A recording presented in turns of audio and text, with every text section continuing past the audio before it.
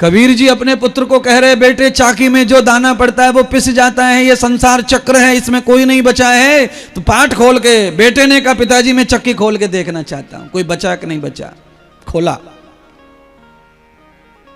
तो दो चार दाने जो कील से लग रहे थे वो बच गए। तो बेटे ने भी कहा पिताजी सच कह रहे हैं आप, सब पिस गए, पर ये चक्की के दोनों पाटों को घुमाने वाली जो खील है उसके बगल में जो चुपके हैं वो ना पिसे। तब कबीर जी को भी समझ में आया कि दुनिया चलाने वाले परमात्मा से जो जुड़ा हुआ है उसे काल भी खाता नहीं है, दुख नहीं सताते उसे। तो आप मेरी बातों को, मैं इतनी मेहनत करता हूं, कभी कबीर जी, कभी तुलसीदास जी, फलाने जी, क्यों भागवत सुना रहा हूं तो भागवत सीधी सीधी चलने दो गुरु जी, इधर का उधर का क्यों सुना रहे। मैं इसलिए सुना रहा हूं कि आप घर जाएंगे तो आपको पढ़ने का अवसर नहीं है, और इतनी सारी किताबें कौन पढ़ेगा, कौन खरीदेगा। इसीलिए ये तपस्या ये महात्मा लोग करते हैं जो तुम्हारे लिए फ्री में परोसते हैं ज्ञान, सब ला कर देते हैं, लो एक ही जगह से सब ले जाओ, जियो।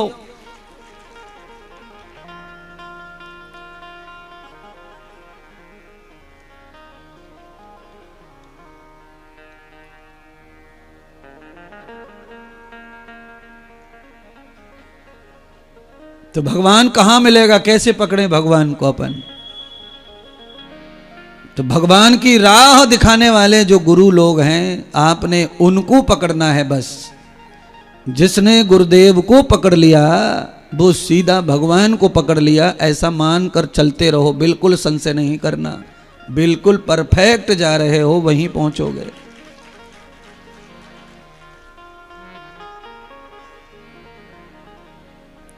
गाय का बछड़ा अपर अपनी मां के साथ साथ चलता रहता है तो वो कभी खतरे में पड़ता नहीं है। और कभी कभी बछड़ा जो है ना अकेला हो जाए तो उसे लपक लेता है शेर जंगल में। इसीलिए जीवन में ये बहन जंगल है संसार। यहां की पगडंडियों पर बहुत गलत एड्रेस लिखे हुए हैं, धनुष बाण गलत भी बने हुए हैं, समझ में नहीं आएगा। एक ही नाम के कई कई गांव हैं महाराज, एक ही नाम के कई कई इंसान हैं, तो कैसे समझें कि ये वो है कि ये वो है। ये बड़ा भंवर चक्कर है संसार। इसीलिए सदगुरुदेव के पग चिन्हों पे चलते रहो, बस सही रास्ता मिलेगा। और सारा खतरा गुरुदेव झेल लेते हैं, तुम्हें तो क्लीन करके रास्ता बना के देते हैं, उस पे चलते रहो, चलते रहो, बढ़ते रहो। आज भगवान के संग संग हैं सखा, तो फायदा सखाओं को क्या मिलेगा, कथा में सुनेंगे तब मिलेगा, तब समझ में आएगा। भगवान के जो सखा हैं उनके जीवन में घने पाप भी हैं, और पाप कर्म के कारण ही कोई लंगड़ा था, कोई कनेटा था, कोई लूला था, कोई गूंगा था, ऐसे मित्र थे भगवान के।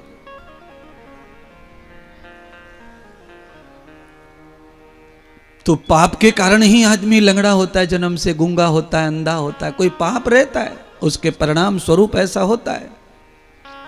नेत्रों का दुरुपयोग हो जावे, नेत्र का सदुपयोग नहीं हुआ तो अंधा हो सकता है अगले जन्म में। कानों का दुरुपयोग हो जाए तो बहरा हो सकता है जन्म से। भगवान इंद्रियां कम कर देते हैं अगर इंद्रियों को भगवान के भजन में नहीं लगाया तो।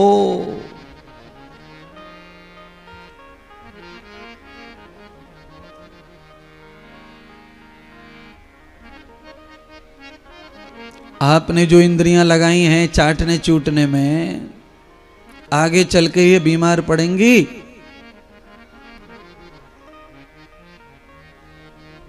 आप भी इंसान हैं, मैं भी इंसान हूं, और भी कई इंसान हैं दुनिया में शरीरधारी। मुझे चश्मा नहीं है, कई मुझसे भी उम्र वाले उनको नहीं है, और कई लोग बहुत छोटे छोटे हैं उनको लग गया चश्मा। क्यों लग गया? दुरुपयोग। नेत्र का दुरुपयोग करने से उसको हानि पहुंचती है।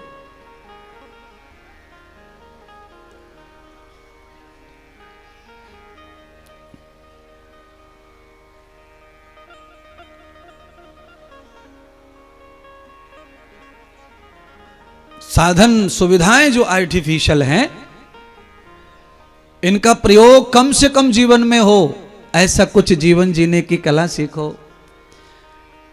अब मेरी बात सुनिए, जितने चश्माधारी लोग हैं 35 साल के छोटी उम्र के, उन सब के लिए फॉर्मूला है। अगर आपको चश्मा निकालना है और नौकरी कंप्यूटर पे करनी है और चश्मा नहीं पहनना है तो सुबह 5 बजे उठना सीखो और बिना चप्पल के कच्चे रास्ते पर सुबह 5 किलोमीटर चलना सीखो और उगते हुए सूर्य को खड़े होकर एक जगह पर 5 मिनट तक निहारना सीखो और फिर पानी मारो आंखों पर, स्नान करो निर्मल जल से, ठंडे जल से। करके देखो 4-5 महीने, चश्मा अपने आप चिल्लाएगा कि हटाओ मुझे, हटाओ मुझे, हटाओ, मेरी जरूरत खत्म हो गई। 12 बजे, 11 बजे, 1 बजे रात को सोना और सुबह 9 बजे तक जो है चादर को तोड़ते रहना, तकिया में गड्ढे कर दिए घोटू मार मार के। कौआ को चश्मा नहीं अभी तक, बचपन से मैं देखता आ रहा हूं। कौआ की आंखें होती हैं कि नहीं? भाई बताओ ना यार एमपी वालों, कौआ की आंख होती हैं, चश्मा नहीं है। अच्छा, बैल की आंख, चश्मा, पर तुम में कौन सी बीजरी पड़ गई फिर? कुत्ता, बिल्ली, गधा, घोड़ा, किसी को चश्मा नहीं है महाराज। और 70% अंधा हो चुका है भारत। 100 में से 70 लोगों को चश्मा लग गया। चश्मा लग गया तो कोई बुरी बात नहीं है मेरी तरफ से, आप खुश रहिए, अच्छा लगता है आंखों पे।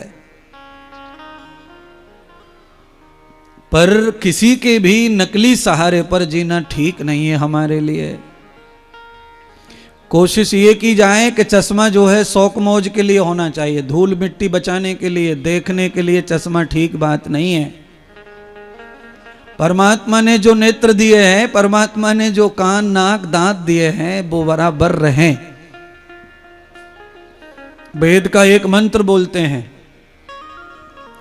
जन्मदिन में वेद के मंत्र का आशीर्वाद देते हैं बड़े बड़े विद्वान आचार्य पंडित लोग। शतम जीवेम सरदा शतम, शृणुयाम सरदा शतम, प्रप्रवाम सरदा शतम, दीनाः स्याम सरदा शतम, भूयश्च सरदा शतात्। ये वेद मंत्र कहता है कि हम कितने भी जल्दी बूढ़े हो जाएं फिर भी 100 साल तक तो नहीं, 100 वर्ष तक जो बूढ़ा ही ना हो उससे प्यार कर लो, मजा आएगा। ज्यादा कमाएगा, ज्यादा खुशी देगा, ज्यादा दिन तक तुम शांत रहोगे। और अगर ऐसा नहीं है तो ऐसे लोगों के संपर्क में रहो कि जो 100 वर्षों तक बुढ़ापे को भी नहीं पा रहे हैं। मरने की तो बात ही अलग है, जो बुढ़ापे में अवस्थाएं नहीं बदल रहे हैं। और भगवान तो इस वेद मंत्र से यही बताते हैं, वेद मंत्र को लिखा नहीं गया है, वेद मंत्र को रचा गया है।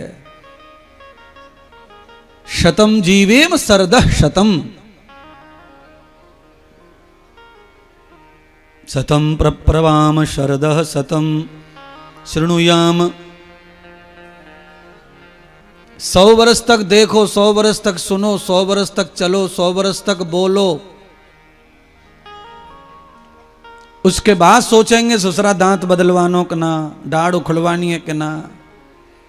पर आग लगी पड़ी है शरीर में।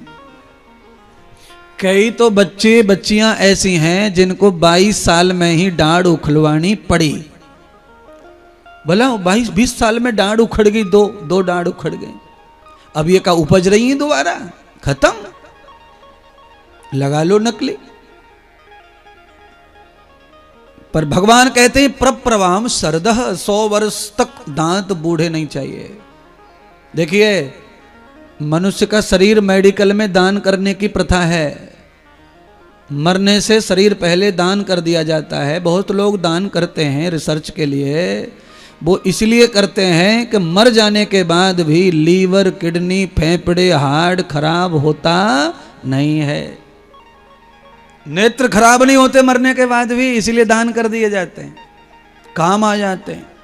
और कुछ बेकार बुद्धि के लोग क्या सोचते हैं, अगर ऐसे दान कर दियो तो भूत बनेगो, प्रेत बनेगो, फलानो होगो, भटकेगो, अटकेगो। अरे मूर्खानंदो, जो भटकेगो वो तो कब को निकल के चलेगो, जो बिल्कुल ना भटको वो पड़े होया आंगन में। तो पर ये जनता बहुत ही अज्ञान है महाराज।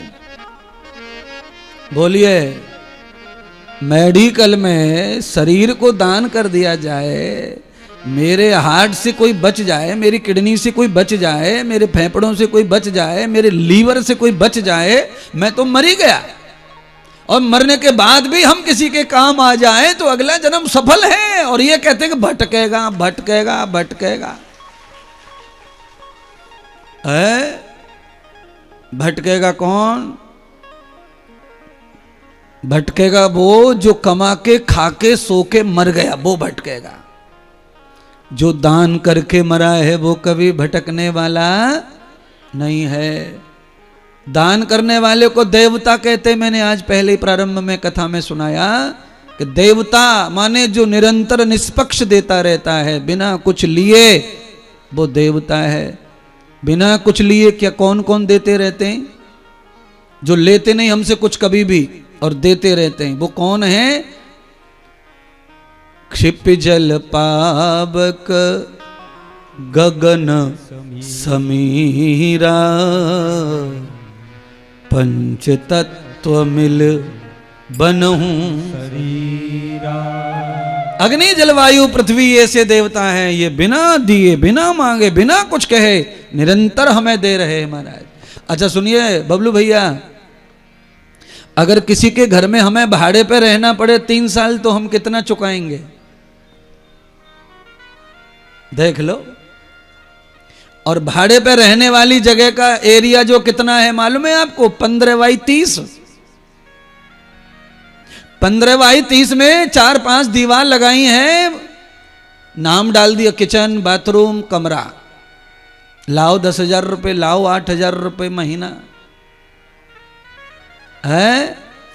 और ये पृथ्वी देखो फ्री में, मुफ्त में है, मुफ्त में। कितने भी दिनों तक नंगा घूम ले, उघाड़ा घूम ले, सिर के बल घूम ले, पैर के बल घूम ले, कपड़े में घूम ले, साड़ी में घूम ले, डकैत बन के घूम ले और राजा राजा बन के घूम ले, साधु बन के घूम ले, धरती को किसी से कोई ऐतराज निष्पक्ष दे रही है प्यार। अच्छा आपके और मेरे हिसाब से मैं सोच रहा हूं, ऐसा आप भी सोचें, मैं सोच रहा हूं कि जितने भी दुष्ट हैं इनको हवा नहीं मिलनी चाहिए। और हवा मिलना बंद हो जाए तो ये सबरे मर जाएंगे और देश में शांति आ जाएगी।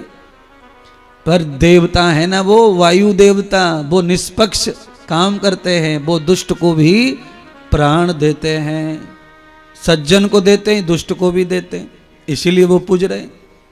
नारद जी क्यों पूज रहे थे सब देवताओं में ज्यादा? नारद जी ब्रह्मा के पुत्र हैं तो सीधा सीधा देवता हैं, और देवता हैं तो राक्षसों का और देवताओं का नहीं पटता, पर नारद जी के साथ में सबका पटता। क्यों? नारद जी को अपने लिए किसी से कुछ लेना देना नहीं था। नारद जी अपने लिए किसी से कुछ नहीं चाहते, न देवता से न राक्षस से। अपना काम करते। कैसा काम? जैसे गांव का कोई पोस्टमैन है, सरकारी ड्यूटी करता है, वो अपने दुश्मन की चिट्ठी को भी अपने पास रख नहीं सकता है, नहीं तो उसकी नौकरी चली जाएगी। नारद जी सारे देवताओं की तरफ से वही काम करते थे, वही पत्र व्यवहार करते थे, सबके संदेश ले जाते थे।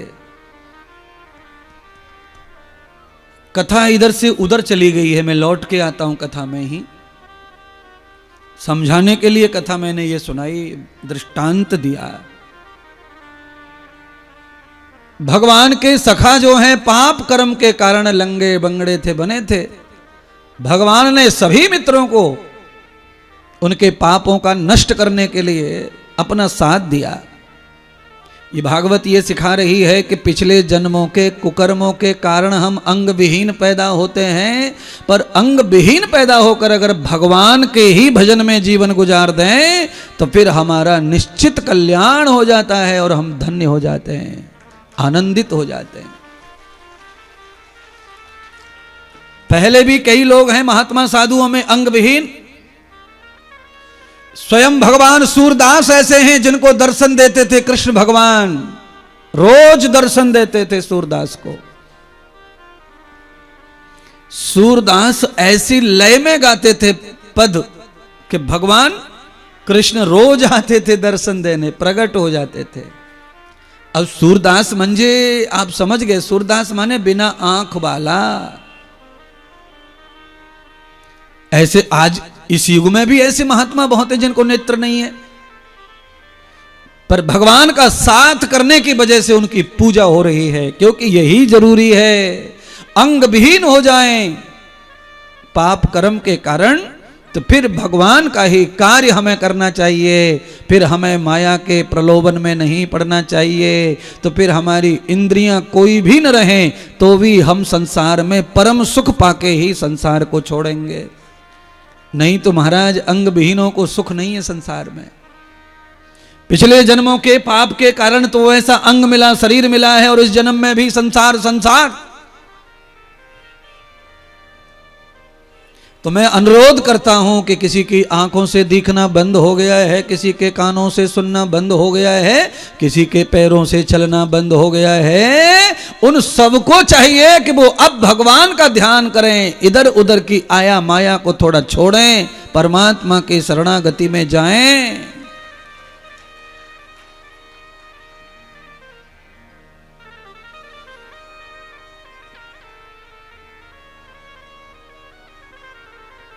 भगवान ने पहले राक्षस का वध किया और उस राक्षस का नाम है बकासुर। जमुना के पानी में बैठा हुआ है, सफेद कलर का बगुला, बगुले का भेष बनाकर आया हुआ है, भगवान को निगलना चाहता है सीधा डायरेक्ट, और ध्यान कर रहा है, कृष्ण का ध्यान कर रहा है और खाना चाहता है, भगवान को मैंटना चाहता है और ध्यान उसी का कर रहा है। जैसे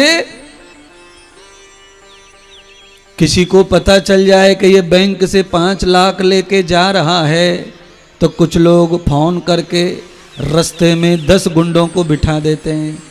तो वो गुंडे क्या करते हैं, 5 लाख लेके जो आ रहा है उसका ही ध्यान करते हैं, बाकी सब भूल जाते हैं। ऐसे ही बकासुर कर रहा था कृष्ण का ध्यान। और बकासुर ध्यान का बहुत पक्का है, शास्त्रों में बकासुर का नाम आता है। बको ध्यानम स्वान निद्रा, बगुले जैसा ध्यान, कुत्ते जैसी नींद, कौए जैसा चालाक। अगर कोई व्यक्ति है तो वो महान विद्वान बनेगा, चाणक्य बनेगा, वो महान योद्धा बनेगा, विक्रमादित्य बनेगा। तुम्हारे अंदर वैसा ध्यान नहीं है बगुले जैसा, तुम्हारे अंदर ध्यान तुम्हारे ही जैसा है, 5 मिनट भी ना लगे एक जगह पे। कई लोग यहां आ तो गए कथा में, पर मजबूरी में बैठे,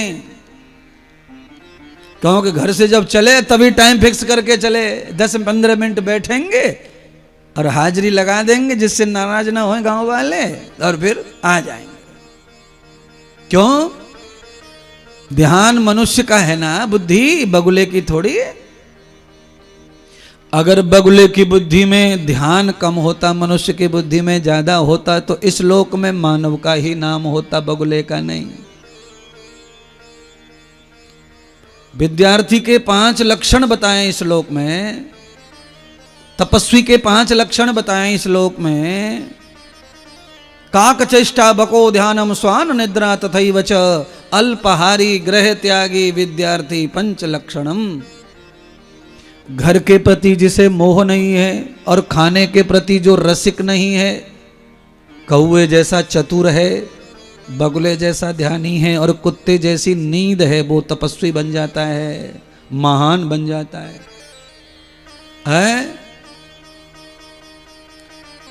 अब इस पंडाल में जो बच्चे बैठे हैं ये महान कैसे बनेंगे महाराज? इनको तो बड़ी मुश्किल है, उठाना मुश्किल है बिस्तर में से।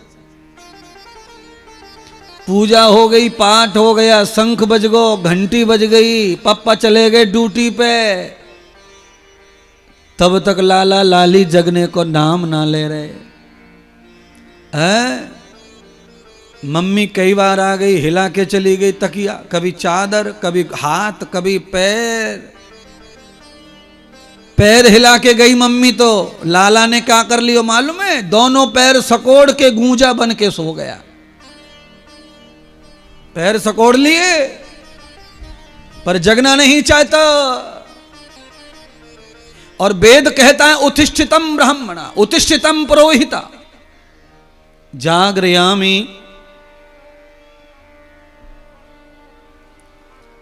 हे मानव तू पुरोहित है, पुरोहित। और पुरोहित अगर ऐसे सोएगा तो कैसे समाज का भला करेगा?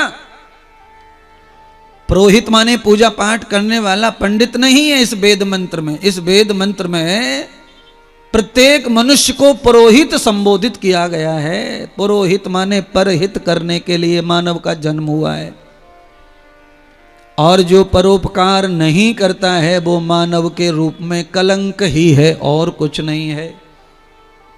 बोलो, आदमी, कई लड़कों की उम्र 35 साल हो गई है तो भी मम्मी के ऊपर ही ऑर्डर करते, मम्मी को, मां को ही ऑर्डर। मम्मी बिस्तर कर दियो, मम्मी कपड़ा ले आइयो, मम्मी शर्ट ले आइयो, मम्मी मेरी चप्पल कहां है? बोलो, 35 साल का हो गया, 11 साल का बालक हो गया, नाती पोते की अम्मा, अभी तक ऑर्डर मम्मी पे ठूस रहा है।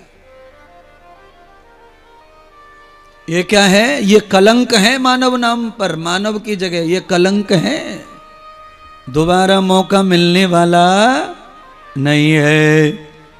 माँ दोबारा मौका नहीं है तुमको माँ कहने का, मम्मी कहने का।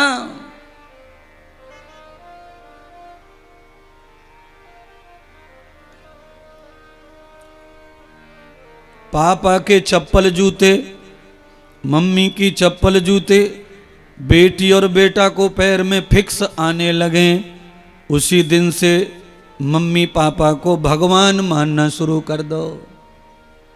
अब उनको संभालना शुरू कर दो।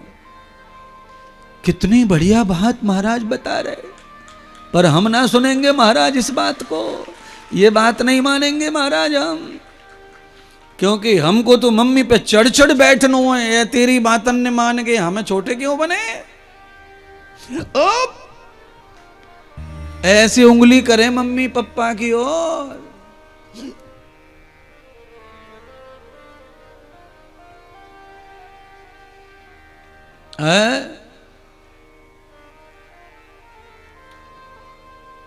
माँ बाप भी बेचारे इतने गधूड़े हैं कि पूछो मत।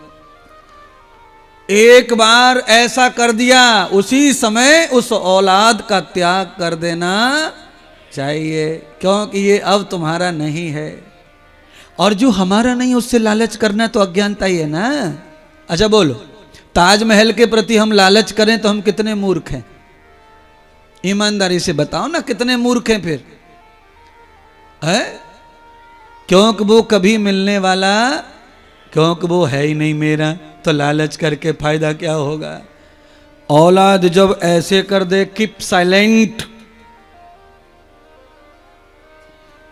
तो समझ लो ये अपना नहीं है, अब लालच से कोई फायदा नहीं होगा। तो गुरुजी क्या करें उस टाइम पर? हम करें तो करें कहां? उस टाइम पे सीधे चले आओ घर से, एक जोड़ी कपड़ा टांग लो थैले में, एक जोड़ी कपड़ा टांग लो शरीर पे,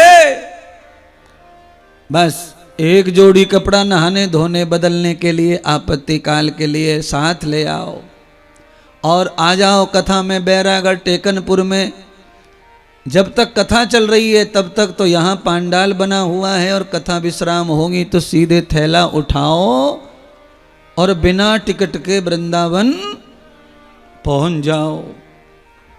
महाराज वहां क्या करेंगे? क्या करेंगे वहां? जपे जा राधे राधे, अरे भजे जा राधे राधे, राधे अलवेली सरकार। भजे जा राधे हो राधे अलवेली सरकार, जपे जा राधे राधे, जपे जा राधे राधे, रटे जा राधे राधे, जपे जा राधे राधे, रटे जा राधे राधे, राधे अलवेली सरकार, भजे जा राधे राधे, राधे अलवेली सरकार, जपे जा राधे राधे, श्री वृंदावन राम अपार, रटे जा राधे राधे, श्री वृंदावन धाम अपार, जपे जा राधे राधे, राधे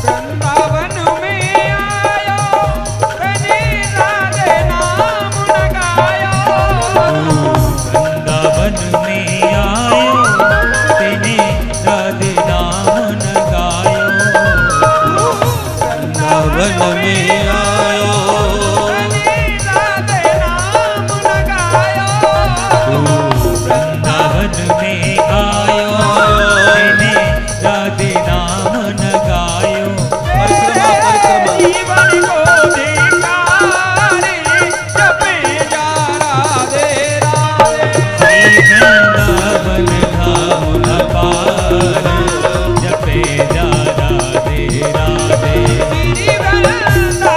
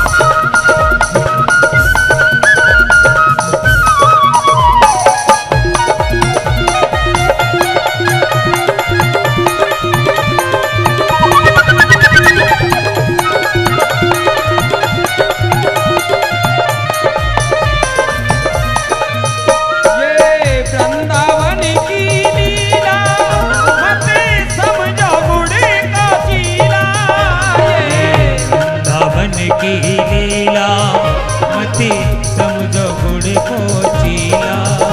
ये वृंदावन की लीला मति समझो गुड़ को चीला। ये वृंदावन की लीला मति समझो गुड़ को चीला।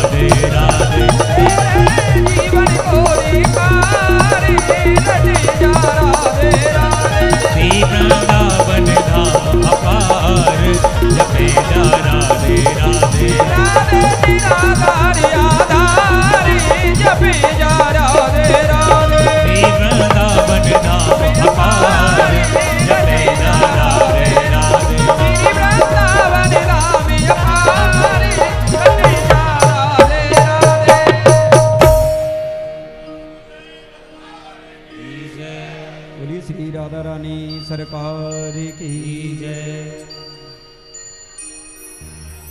श्रीमद् भागवत महापुराण की जय हो। जय जय श्री राधे।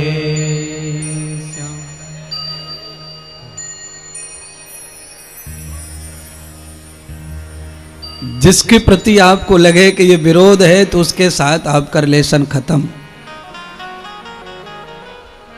क्योंकि कोई भी विरोध तब ही करता है जब वो पहले दिल दिमाग से आपको निकाल देता है। और कोई दुश्मन भी तभी बनता है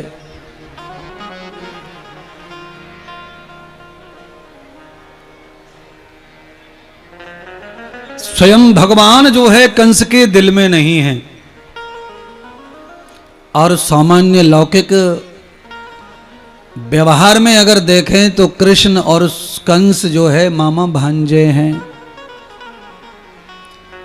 और मामा जो है 50 साल का है, 60 साल का है, क्या उम्र बताऊं, राजा है तो बड़ा ही है। और कृष्ण भगवान की जो आयु है वो कितनी है, 9-10 साल की है, तो भी दुश्मनी। अच्छा बोलिए 5-6 साल और 8-9 साल के बच्चे से क्या दुश्मनी किसी की हो सकती है महाराज।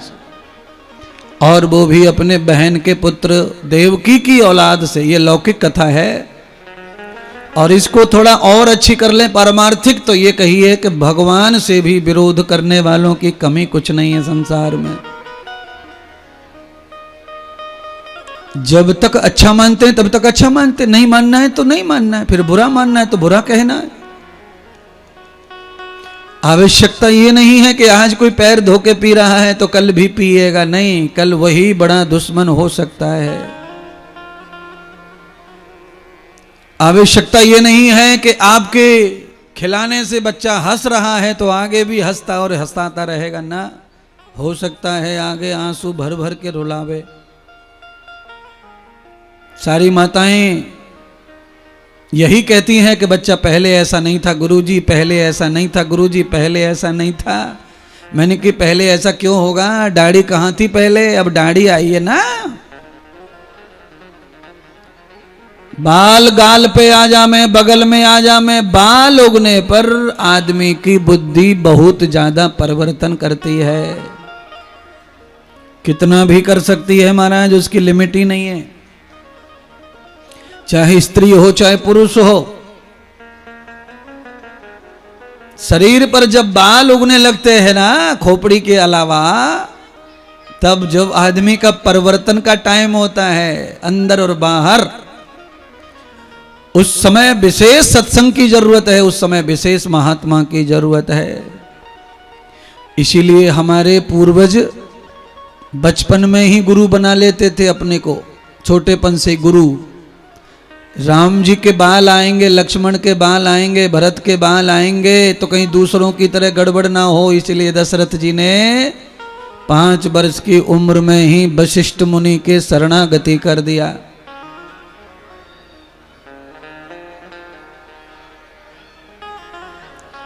भैया प्यार प्यार से हटाओ, भैया लालाओ, प्यार प्यार से। अरे यार ये तो आगे क्या कर रहे हैं, ये तो ऊधम मचा रहे हैं। शांति पूर्वक खिसका खिसकी करो भाई, जगह देते जाओ भैया, पीछे से आगे आते जाओ, शांति रखते जाओ, प्रेम बनाए रखो, माता बहनों को आने दो, प्रेम पूर्वक चलने दीजिए। सतगुरुदेव भगवान की। श्रीमद् भागवत कथा सुखदेव राजा परीक्षित को सुनाते हुए कहते हैं कि बकासुर के रूप में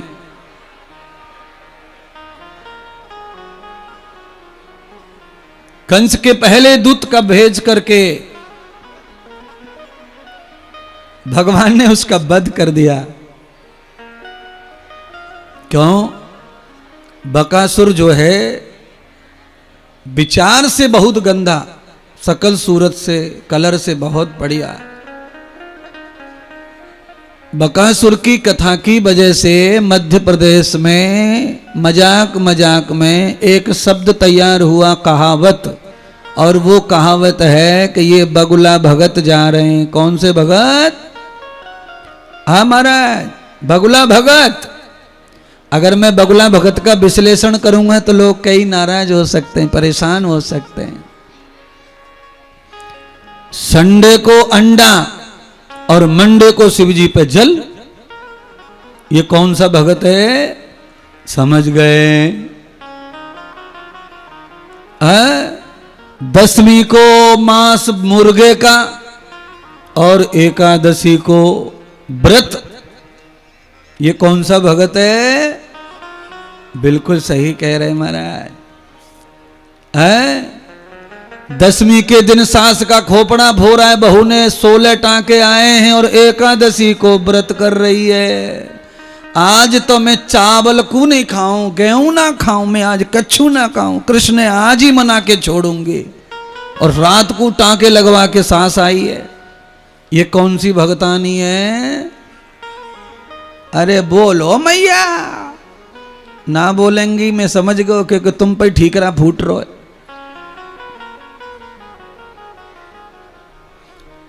एकादशी, द्वादशी, त्रयोदशी, गुरुवार, सोमवार सवरे फेल हो जाएंगे तुम्हारे, अगर तुमने बुजुर्गों को सम्मान नहीं दिया तो। क्यों? मनोहर बनकर, पंडित बनकर भगवान जैसे सुदामा को मिले रास्ते में, ऐसे ही तुम्हें सास बन के भी भगवान मिलने आए होंगे, कोई पहचान नहीं है। इसलिए संभल कर व्यवहार करो अपने बुजुर्गों से। उन्हें रजक्त कूड़ा मत समझो, उन्हें भंगार मत समझो, उन्हें कबाड़ा मत समझो।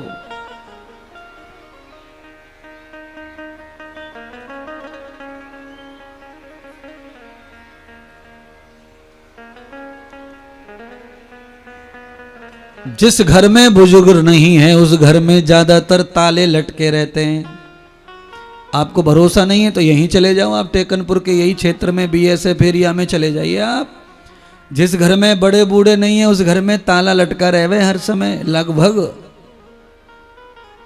एक ही मैडम है, वो ड्यूटी पर है, मैडम गई है सब्जी लेने और तालो लटक रहा है। विष्णु भगवान लक्ष्मी को लेके आए थे कि सवेरे जाने आरती करिए, लाओ आशीर्वाद दे चलें। भगवान विष्णु जब पहुंचे घर पे तब अलीगढ़ वारो लटक रो, अलीगढ़ वारो। कौन सो तालो? हाँ, अब ये का टूटे अलीगढ़ वारो। भगवान विष्णु ने लक्ष्मी से कहा चलो देवी, यहां पे बगुला भगत रहते हैं, यहां बुजुर्ग नहीं है कोई। गुरुजी आज बुजुर्गों की बड़ी प्रशंसा कर रहे हैं। हाँ, प्रशंसा कर रहा हूं। तो अयोध्या में राम को वनवास किसने भिजवाया? वो भी बुजुर्गी थी, मंथरा। तो एक आध मंथरा भी रह गए अम्माओं में। ये जो अम्मा बैठी है ना, इनमें एक आध मंथरा भी रहे। और मंथरा का काम क्या है? 3 की 13 बिना ब्याज लगाए बहू ने 3 बात बतराई सास से, और उसने 13 बना के अपनी तरफ से 10 घुसेड़ के छोरा बता दें। लल्लू बहादुर फट गए। लल्लू ने कहा मैया बोल कहा बात है, मैं जम्मू से अभी आया हूं तेरे घर पे छुट्टी, 3 साल से जम्मू कश्मीर में पड़ा हूं, आया हूं। आई मैया ने बैठ के पूरे धुमारे कर दे महाराज, ऐसे चले तेरी बहू, ऐसे करे तेरी बहू, ऐसा करे तेरी बहू, तेरो सालो आयो जन कहाँ भर के ले गो थैला में। अम्मा ने थैला साले सबरी लिस्ट दे दी। छोरा, अब छोरा इतने 8-9 महीने में आया, बीएसएफ में नौकरी कर रहा, पहाड़ों में पड़ा, घर में थोड़ा प्यार मिल जाए, बतराए बे मोहब्बत मिल जाए, हंसी खुशी रात निकल जाए, दिन निकल जाए, और अम्मा ने पूरा हाई स्पीड पेट्रोल भर दी छोरा में। अब रोटी पानी खाए के फौजी आदमी हो तो थोड़ा बीवी से बतरावे। अब बीवी तो खुशी के मारे फटी जा रही है कि आज आए हैं तो बतराएंगे अपन, बड़े 7-8 महीने की बात ने। और मैया ने जो भड़का के रख तो ऐसी मटर सी ऐसी मरी बिल्लो की सी आंखें निकाल के बैठो खटिया पे,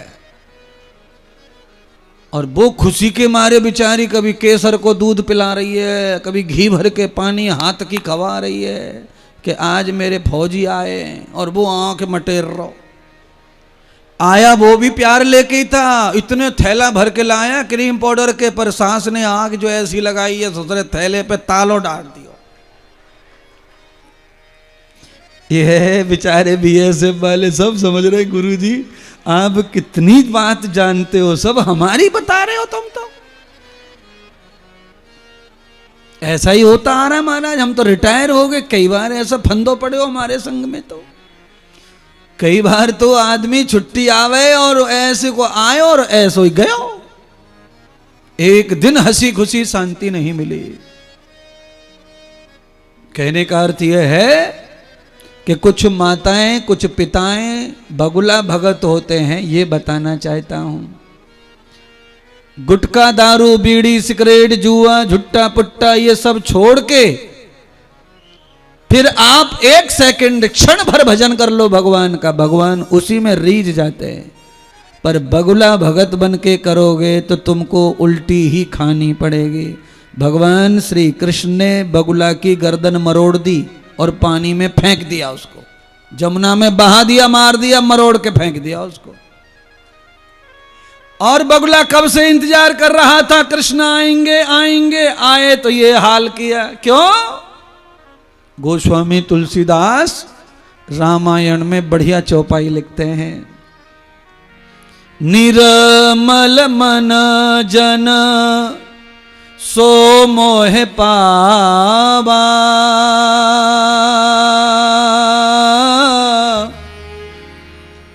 कपट छिद्र जन मोह सपने न भावा। जिस भगत में कपट और छिद्रता भरी हुई है वो मुझे सपने में भी प्रिय नहीं है, और जो निर्मल मन का भगत है वो मुझे पल भर भी ध्यान कर ले तो जन्म भर की भक्ति में दान कर देता हूं।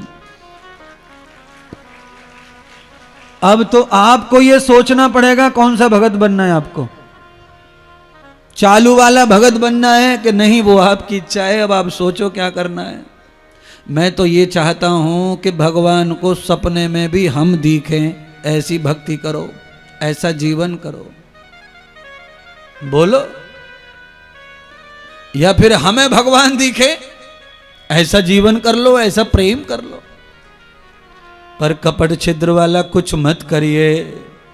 कपटी जन जो है ना, इनको सपने में बिच्छू दिखे, सांप दिखे, लाश दिखे, शमशान दिखे सपने में, और फिर पीपल वाले बाबा पे जामे पूछवे, बाबा मैं रोज 8 दिन से मरी मराई लाश देख रही हूं, मेरा उपाय बताओ।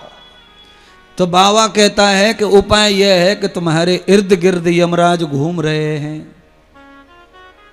नजदीक हो तुम कलेश के, दुख के, परेशानी के। इसीलिए सपना भी आवे तो कैसा आवे, हर्षित करने वाला, गदगद करने वाला, प्रसन्न करने वाला। और वो सपना तब ही आएगा अच्छा जब आप दिन भर अच्छा जियोगे। दिन में अगर अच्छा नहीं जिए तो रात में अच्छे रह सकते नहीं है, सीधा है ये तो, इसमें कहाँ ज्ञान की जरूरत है। दिन में अच्छा जिएंगे तो रात अच्छी जाएगी, और किसी की रात निर्मल गुजर गई, भगवान के ध्यान में सो गए, खो गए, तो सुबह भी अच्छा आ जाएगा। जो रात भर सोए नहीं, करवट बदलते रहे, उनका सवेरा अच्छा होता। सवेरा कैसा रहता है उनका फिर मालूम है तुमको? आंखें ऐसी सूजी सूजी सी है जामे सवेरे। फिर जिसको भी सुबह मिलते हैं वही टोकता है, अरे क्या बात है भाई, रात को नींद नहीं आई क्या, क्या बात है, आज सोए नहीं क्या? नहीं सोए, आंखें बता रही हैं नहीं सोए है। रात भर का देखते रहो, रात भर चिता जल रही है, सपने में देखता रहा। आओ ऐसे कोई आए हैं और हमें खींच रहे हैं, हमारी टांग पकड़ के ले जा रहे हैं, हम चिल्ला रहे हैं, ऐसे सपने ना देखने महाराज।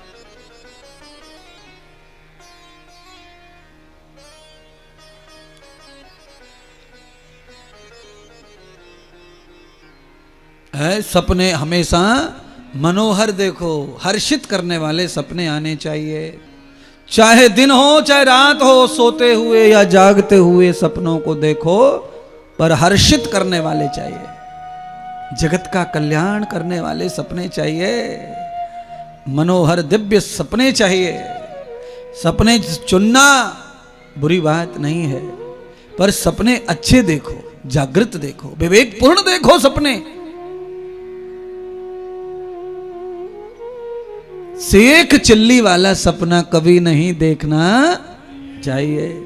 सेक चिल्ली कौन जानता है? सेक चिल्ली को, सेक चिल्ली की कथाएं सुनी है कि नहीं सुनी है महाराज?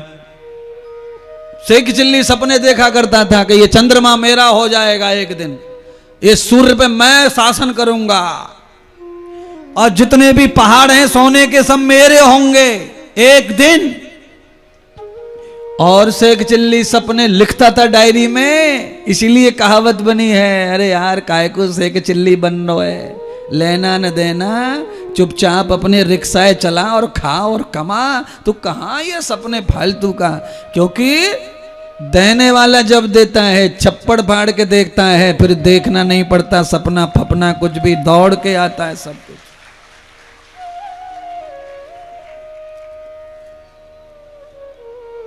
है लाला एक पंक्ति आ गई याद, गुनगुना लेंदे, मध्य प्रदेश कोई भजन है उसी को गा करके इनको बता देंदे सपने कैसे होने चाहिए। रात श्याम सपने में आए,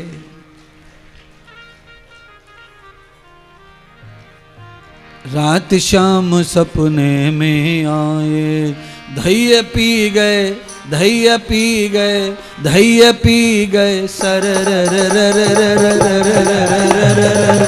रात श्याम सपने में आए, रात श्याम सपने में आए, धैर्य पी गए, धैर्य पी गए, धैर्य पी गए,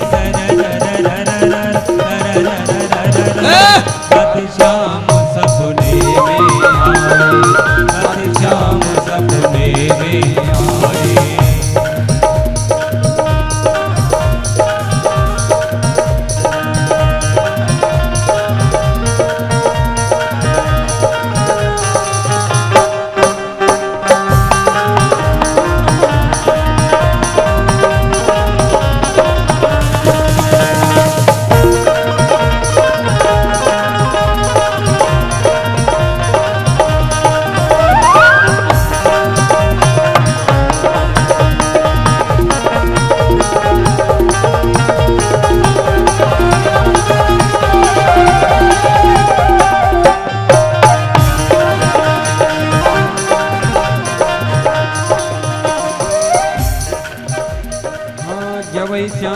मेरी खिड़की खोली, जब श्याम मेरी खिड़की खोली, जब श्याम मेरी खिड़की खोली, जब श्याम मेरी खिड़की खोली, खिड़की कर गई, खिड़की कर गई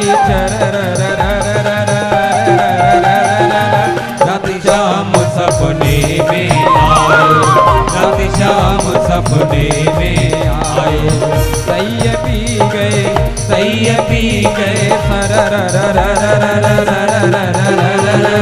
रात श्याम सपने में आए, रात श्याम सपने में आए।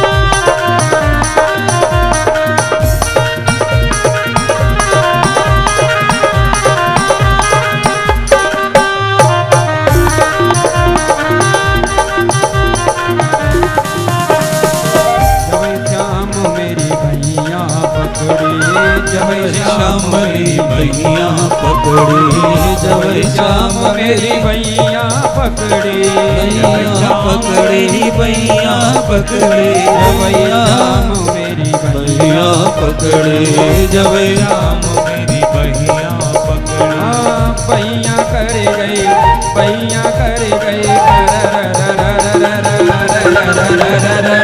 रात श्याम सपने में आए, रात श्याम सपने में आए, सैया पी गए, सैया पी गए, रात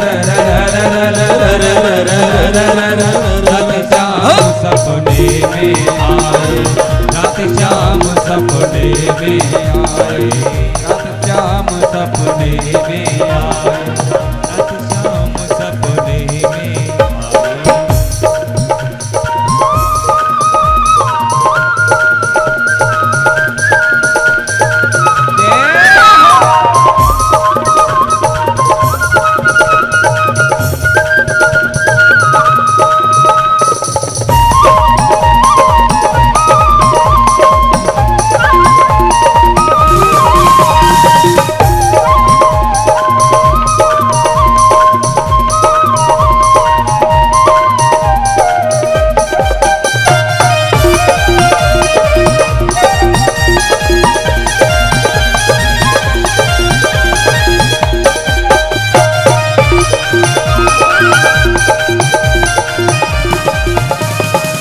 जब शाम मेरी चुनरी झटकी,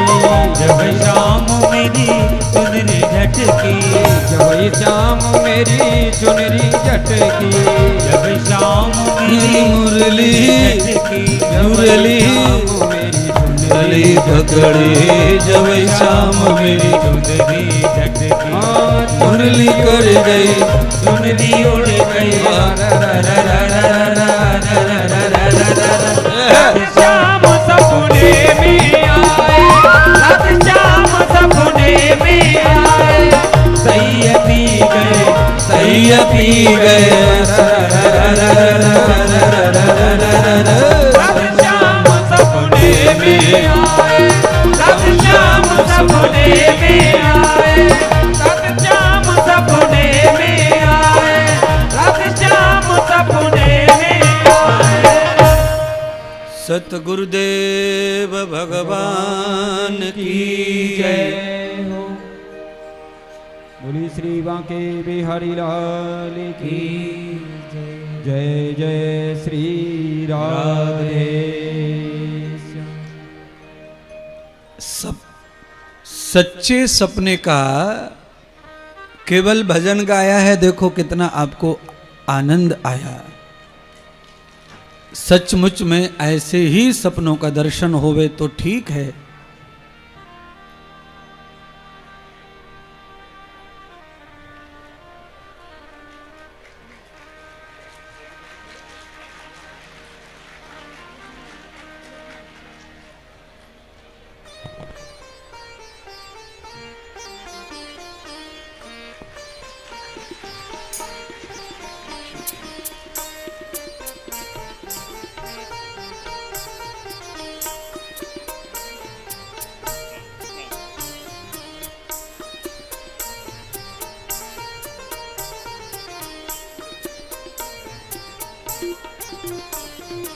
जी हाँ, ये है डबरा से 2 बार की विधायिका माननीय इमरती देवी जी।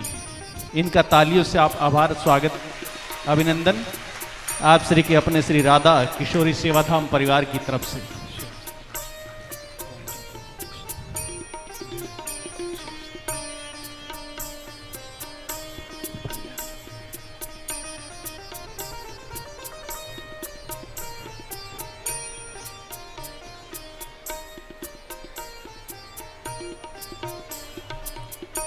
श्रीमद्भागवत महापुराण की जय। आ जान दे, अम्मा को भी आ जान दे यार, 2 बार वापस कर दिया तुमने। आ जान दो, यहाँ पे टिकवा दो माथा।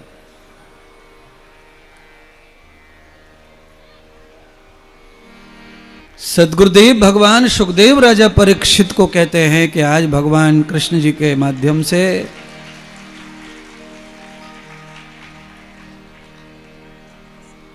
बकासुर का वध कर दिया गया।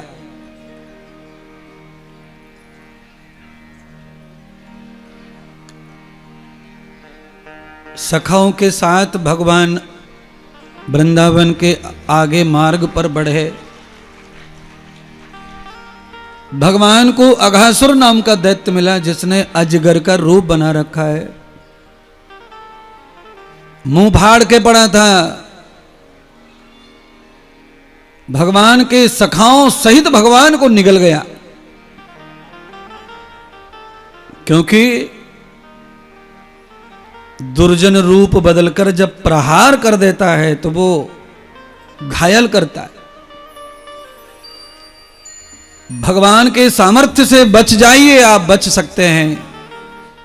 बाद में दुर्जन का आप खात्मा भी कर सकते हैं, पर एक बार वो चोट करता है तो वो निशान बना देता है।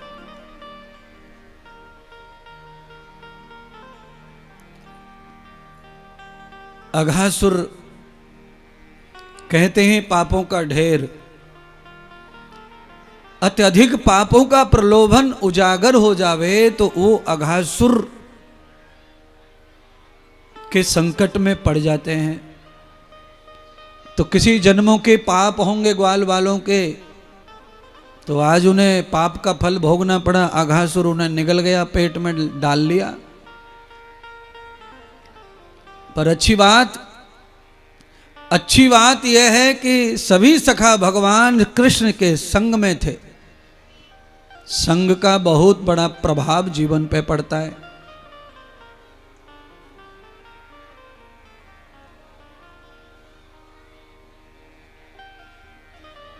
संग का प्रभाव कितना होता है?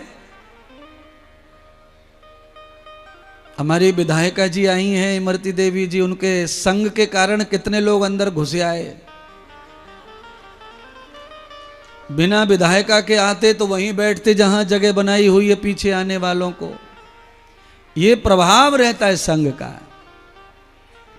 कृष्ण के संग में सखा होने की वजह से उस विपत्ति से सब बच गए। हे कृष्ण हे कृष्ण हे कृष्ण हे कृष्ण हे कृष्ण। 6 महीने लगे, पर भगवान को भी बचाने में 6 महीने लगे महाराज। हमारे ऊपर किसी बड़े का हाथ हो तो वो हमें बचा तो लेता है, पर दिन वहां भी खप जाते हैं। 6 महीने में भगवान ने चक्र से अघासुर का पेट काट दिया और सभी सखाओं को लेकर भगवान सुरक्षित बाहर आ गए। कहना मैं ये चाहता हूं भागवत के माध्यम से कि हमारे चाहे मित्र, हमारे चाहे कोई भी बड़े आदमी हैं, पर हमें चाहिए कि हम कोई गलत काम ना करें। आपके ऊपर हाथ किसी भी मंत्री का है, अधिकारी का है, रहे, पर आप उनके आवेग में आकर कोई बुरा काम करते हैं तो ठीक नहीं है।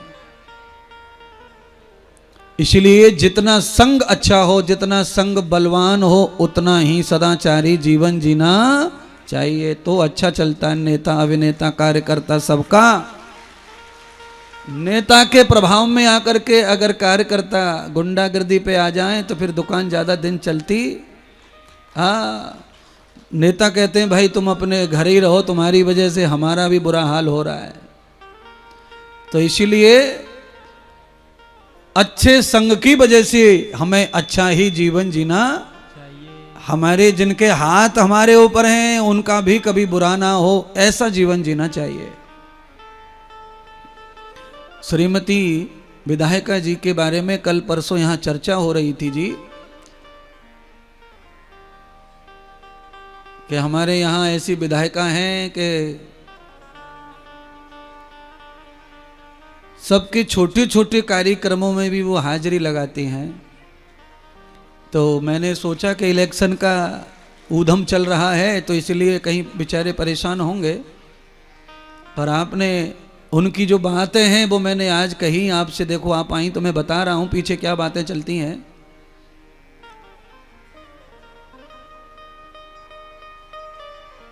तो कह रहे थे, बुजुर्ग लोग बैठे थे मेरे पास शाम को, कि सब जगह जाती हैं, कोई झूठ मूठ का पीला कागज भी दे दे तो भी चली जाती हैं, उसके ब्याह में, शादी में, मरे में, गिरे में।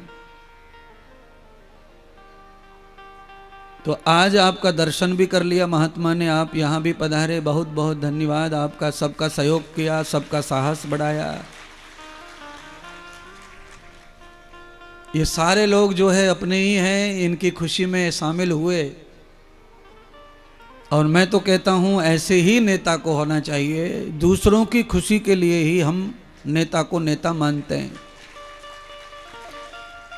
भगत सिंह, आजाद, चंद्रशेखर, राजगुरु, सुखदेव, ये सभी बहुत वीर योद्धा और शहीद हैं, पर इनमें नेता खाली सुभाष चंद्र जी को कहा गया। बहुत अवतार लिए भगवान ने, पर नेता केवल कृष्ण को ही कहा गया। इसलिए नेता भी बहुत होते हैं, पर नेता नेता बनने के लिए नेता को नेता ही बनना चाहिए। समाज रक्षक, धर्म रक्षक नेता को होना चाहिए, ऐसा ही चाणक्य कहते हैं। तो आपके ऊपर कृपा रहे सबकी, ये पब्लिक समाज आपका हमेशा सहयोग करे, सपोर्ट करे। कृष्ण भगवान का जो संग है वो ऐसा है कि ग्वाल वालों को बचाकर भगवान आगे गए तो धेनु का सुर, एक तकलीफ होनी, अनेक तकलीफ। जीवन ऐसे ही महान नहीं बनता किसी का, न जाने कितने संघर्ष, कितनी तकलीफों से गुजरना पड़ता है किसी को चुनिंदा बनने के लिए। समाज में पहचान स्थित करने के लिए हमें न जाने कितने कितने मुश्किलें सहन करनी पड़ती हैं। और आजकल तो चुनाव और राजनीति इतनी गंदी है कि आदमी किसी भी हद तक चला जाता है नेता के बारे में बुराई करने में, गंदगी फैलाने में। किसी को पड़ी नहीं है कि उसका क्या हाल होगा। आदमी बहुत ज्यादा जो है स्वार्थी हो गया है इस समय। तो ऐसे पांडाल की और ऐसे महात्माओं की हर समय जनता को जरूरत है, जो समय पर आएं और बुद्धि को ठिकाने लगाएं, सही करें, उनको बुद्धि को स्ट्रेच करें, संभालें, बुद्धि को सद्गुणी सदाचारी बनाएं।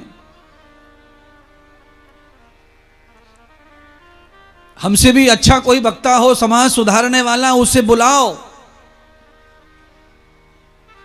हम अच्छे लग रहे हो, अच्छा लगता हो तो हमें बुलाओ, और कोई हो उन्हें बुलाओ। पर इतने थोड़े थोड़े 2 रुपए, 5 रुपए, 5%, 10% अपनी कमाई का हिस्सा निकालते जाओ साइड में।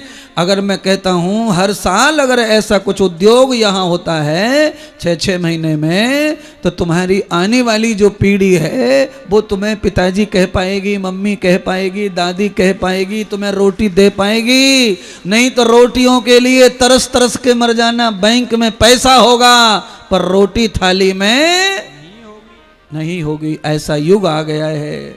एक बेटा है, वो भी बेंगलोर चला गया IIT इंजीनियर बन के, वहीं लुगाई ढूंढ ली, वहीं पे गुड्डू पैदा कर लिया। अब वो यहां आना ही नहीं चाहता। तुम्हारे गुड़गे दुख रहे, सबरी टेढ़ी हो गई कमरिया। पत्नी पति के तेल लगा रही है दर्द को, सेक रही है नमक के पानी से, और रो रो के कह रही है मैंने तुमसे कितनी मना करी कि छोरा जी डिग्री मत करवाओ, पर तुम तो बिल्कुल इंजीनियर ही बनाना चाहवे, अब ले लो इंजीनियर बना लो। इसलिए महात्मा इंद्रदेव की प्रार्थना है कि अपने लड़के को लड़का नहीं, पहले पुत्र बनाओ, बाद में इंजीनियर बनाओ, जो बनाना है बना लो, पर पहले पुत्र बनाइए। लड़के को लड़का बनाया तो वो तो लड़का ही रहेगा, लड़ता ही रहेगा। पुत्र पैदा करो, न पैदा हो तो बनाओ। गेहूं पैदा कर लेते हैं तो हलवा बना लो, पराठे बना लो, कचौड़ी बना लो, समोसा बना लो, लापसी बना लो, जो तुम्हें पटे बना लो, पर गेहूं ही नहीं है तो क्या भाड़ बनाओगे फिर? तो जो तुम बनाना चाहते हो बच्चे को सब बना लेना, पर पहले बेसिक उसकी नींव मजबूत कर दो, उसे पहले पुत्र बना दो, पहले इंसान बना दो। इंसानियत और इंसान बाजार में नहीं मिलते, वो तो निर्माण करने पड़ते हैं बंधुओं।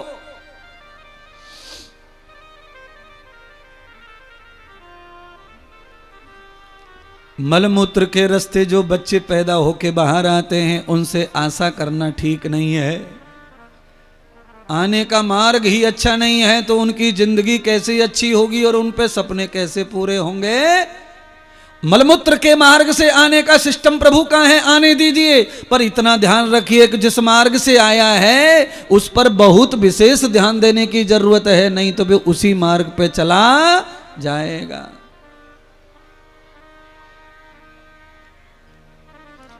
इसीलिए धन्य है मेरे पिता राजा दशरथ, धन्य है माता यशोदा नंद बाबा, इनके तो बुढ़ापे में बालक पैदा हुए, बालक भगवान बुढ़ापे में आए। राजा दशरथ भी, नंद बाबा भी, ये सब बुजुर्ग हो गए थे तब इनको औलाद का सुख मिला, पर पत्थर रख करके सीने पे उन्होंने बच्चों को सीधा महात्माओं के पास भेज दिया, घर का महल का सुख नहीं दिया।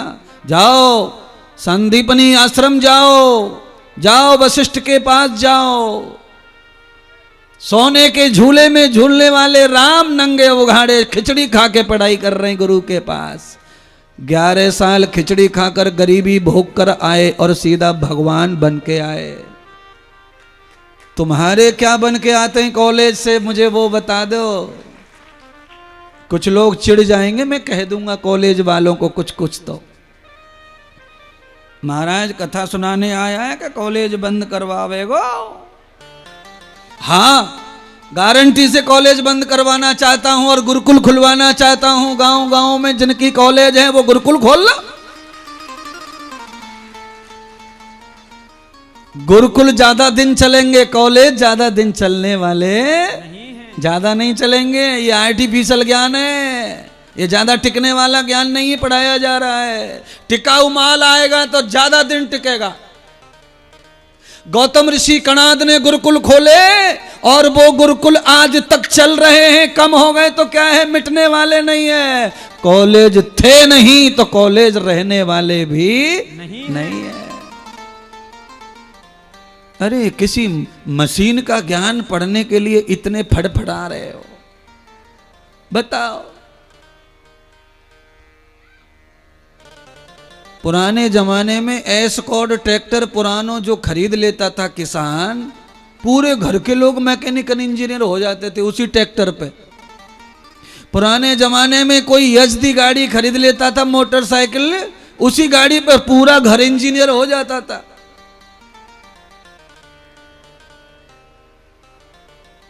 कल मैंने कौन सा बताया था डिग्री, होटल मैनेजमेंट। नाम कितना हाई क्लास लगता है और काम क्या है, धनिया काटनो, प्याज काटनी है, लौकी तोरई आलू छील लो। नाम कितना हाई क्लास है, बोलिए तो सही है।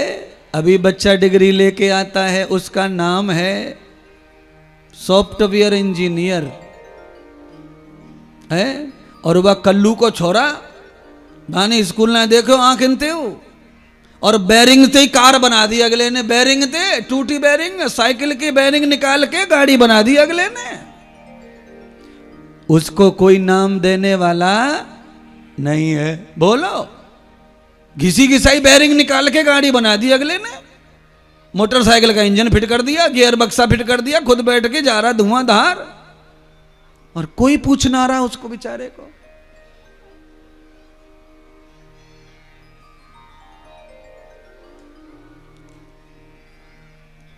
हाँ? अच्छा एक बात बताओ, मध्य प्रदेश में कोई मर जाते हैं, मालपुआ जब सिकते हैं तो होटल मैनेजमेंट वालों आवे का देसी आदमी काम करता है वहां। अब तुम एमएलए जी के साथ आए ना, तुमसे पूछ रहा हूं मैं ज्यादा, क्योंकि तुम सतर दिख रहे हो, थोड़े अकड़सी रहे वे। बड़े आदमी के संग चलना है तो थोड़ा ऐसे ही चलना पड़ता है। मालपुआ कौन से है? न बढ़िया घर है, न बढ़िया ड्रेस है, न बढ़िया बाल है, न बढ़िया मूछ है। ऐसो आदमी आवे और 5 कुंटल आटे रात रात में सेक के पूरी जनता है चकाचक कर जावे महाराज। होटल मैनेजमेंट वाला आदमी अगर 40 किलो आटा लगातार सेक दे कढ़ाई में तो बता देना मुझको तुम।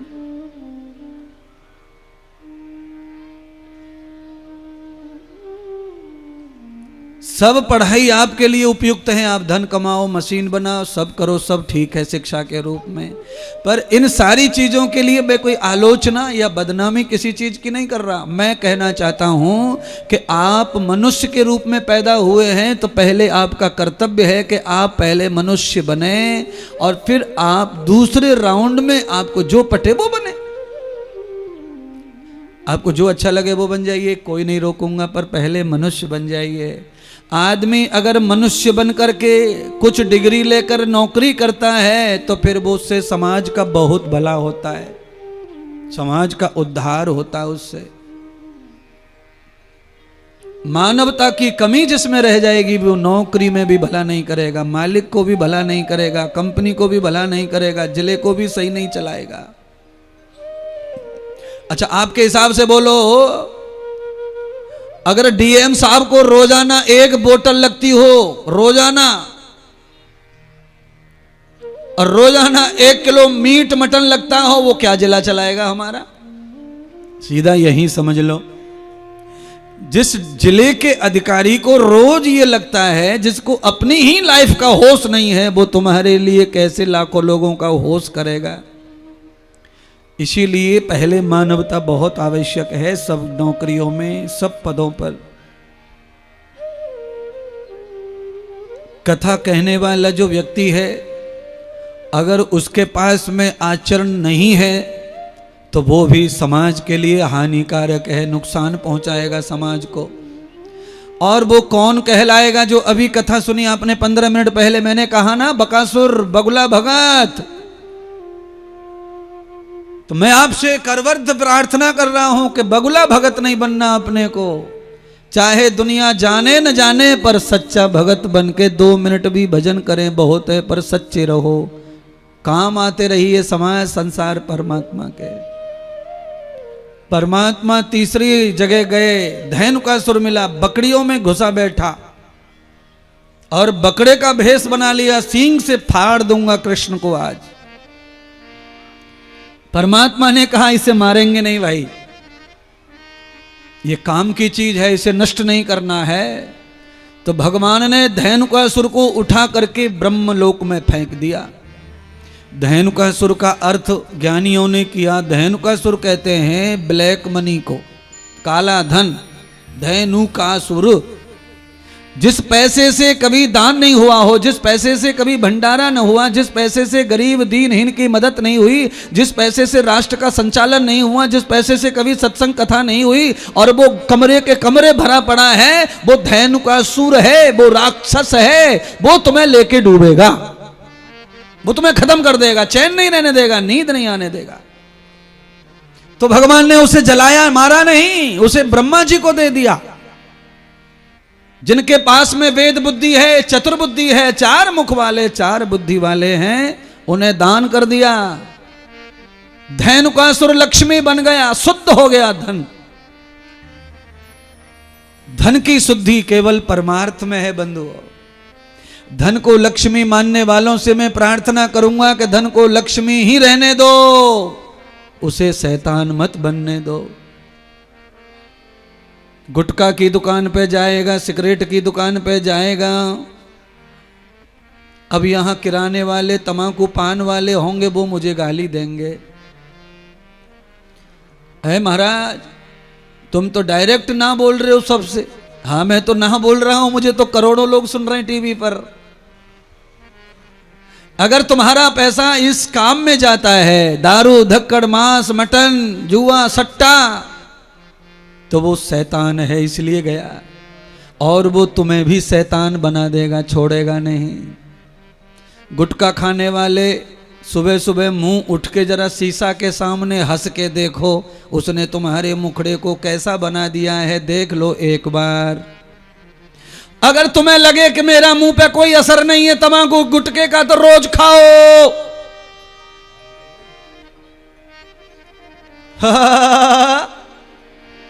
मेरा तो हंसने में टेंशन है ही नहीं, सुंदर है सब। मामला उनका प्रॉब्लम देता है जिनके मुख में पूरी हालत खराब हो रखी है। हंसना भी मुश्किल पड़ता है, ये हालत हो रही है मुंह की। क्यों? दिमाग में अशुद्ध विचार है, धन में अशुद्धि है, इसलिए वो अशुद्ध जगह पे जाता है और अशुद्ध भोजन लाता है और हमें शैतान बनाता रहता है। हमारे जीवन को कम करता रहता है, आयु को घटाता रहता है, शरीर बल को घटाता रहता है, बुद्धि बल को घटाता रहता है, तेज बल को घटाता रहता है, ओज बल को घटा रहता है, योज बल को घटाता रहता है, यश बल को घटाता रहता है, समाज बल को घटाता रहता है। दारू पीने वाले ब्योबड़े को, दारू पीने वाले आदमी को समाज में कोई अधिक स्थान प्राप्त होता नहीं है।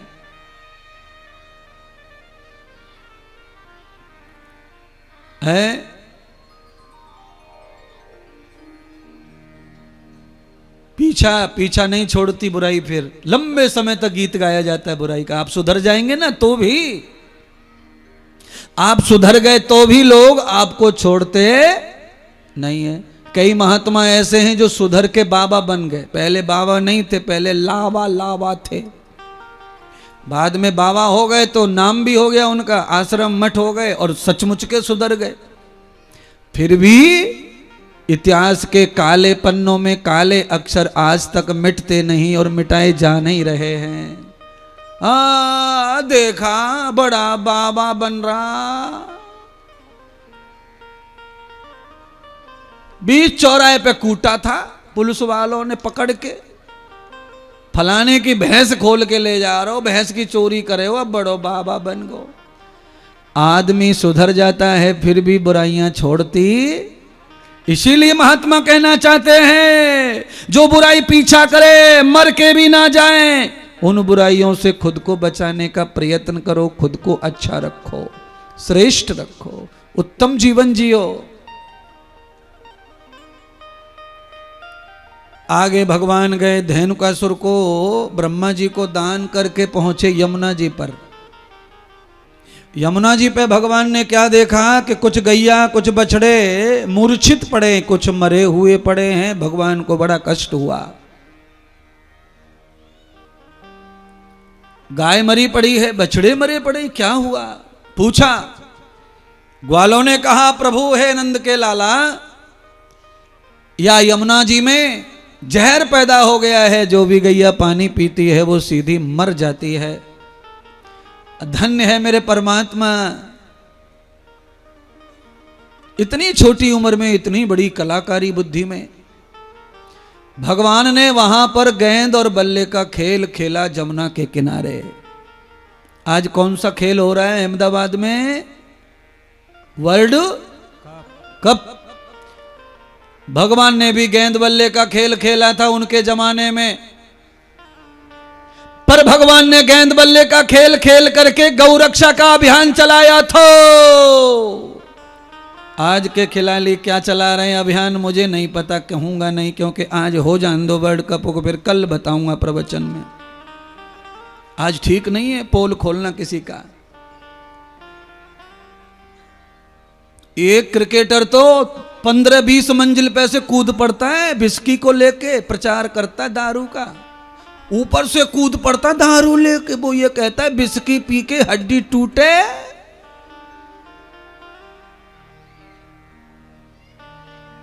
बताइए, जिनको 10-15 करोड़ लोग फॉलो करते हो सोशल मीडिया पे, वो अगर ये विज्ञापन करेंगे तो देश का क्या होगा? कोई नहीं है पर बोलने वाला।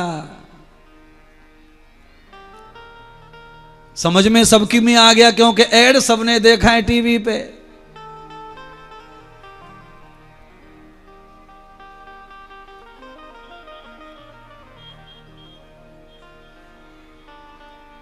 क्या संदेश दे रहे हैं समाज को। और ये भागवत क्या कह रही है कि भगवान ने गेंद बल्ला खेल खेला, और उस खेल के पीछे भगवान का जो नीयत है वो क्या है? सीधी साफ है कि जमुना में गेंद डालूंगा और इसके बहाने ही मुझे जाने को मिलेगा, नहीं तो मेरा भैया मुझे जमुना में जाने नहीं देगा। बलराम जी नहीं जाने दे रहे थे ना, पगला गया है। हमें क्या लेना देना वृंदावन से? हमारा गांव गोकुल है, नंदगांव। हम तो आए हैं घूमने, चले जाएंगे। अपनी जान मुसीबत में डाल के हमें क्या फायदा होगा इन गांव वालों से, दूसरे गांव के लोगों से? अरे भारत के रहने वाले के लिए दूसरा कोई गांव नहीं होता है, सारे गांव अपने होते हैं, सारी जनता अपनी होती है।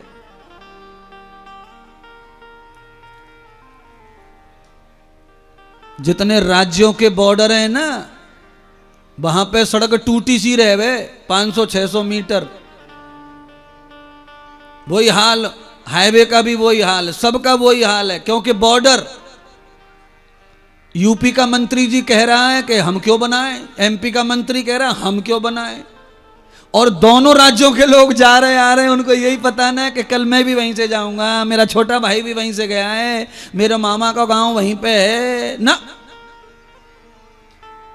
बहुत मुश्किल है। बलराम जी भी उसी बात को कह रहे हैं, हमें क्या लेना देना वृंदावन से, हम तो आए दर्शन करेंगे और जाएंगे। तू बड़ी मुसीबत में पड़ जाता है, इसको मार उसको मार, जब से देखो मार ही रहो सबन ने, तेरे ठेका ले लियो है। बलराम जी के चिंतन से काम संसार में परमात्मा का चलने वाला नहीं है। सर्वहिताएं जो आए हैं वो तो सबका हित करेंगे, चाहे जो हो जाए। बलराम भैया ऐसे नहीं मानेंगे तो ऐसे तो मानेंगे। श्री दामा की गेंद लेकर भगवान ने हाथ में बल्ला पकड़ा है और मंगल ने गेंद फेंकी। भगवान ने सब खिलाड़ियों को कह दिया, मित्रों जमुना के किनारे पे फील्डिंग करो, वहां जाएगी मेरी गेंद, इधर उधर ना जा रही, भटको मत, एक ही साइड में चलो सब।